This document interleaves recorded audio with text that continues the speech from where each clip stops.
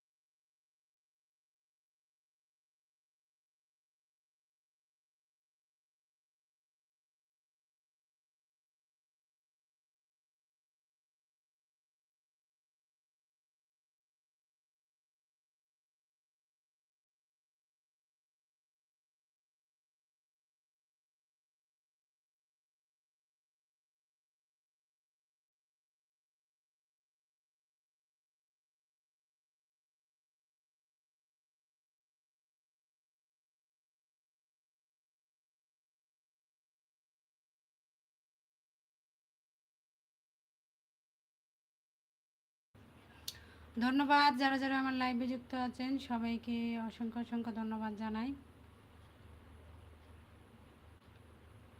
আচ্ছা, রাসেল ভাই লাগছে 2 ঘন্টা ডিফারেন্স। ও আচ্ছা আচ্ছা, সজনা পাতা কখনো খাইনি, তাই তাহলে দাওয়াত রইল। সিঙ্গাপুর থেকে যখন বাংলাদেশে আসবেন, আম, এসে বলবেন কুরিয়ার সার্ভিসে পাঠিয়ে দেব, যদি আপনাদের এখানে না থাকে। আর বাংলাদেশ কোন জায়গায় আপনার বাড়ি, নাকি সিঙ্গাপুরেই? আপনার এমনি বাড়ি কি বাংলাদেশে, নাকি জন্ম কর্ম সব সিঙ্গাপুরে? রাসেল ভাইয়া, যদি আমার কথা শুনে থাকেন অবশ্যই কমেন্টে উত্তর দেবেন।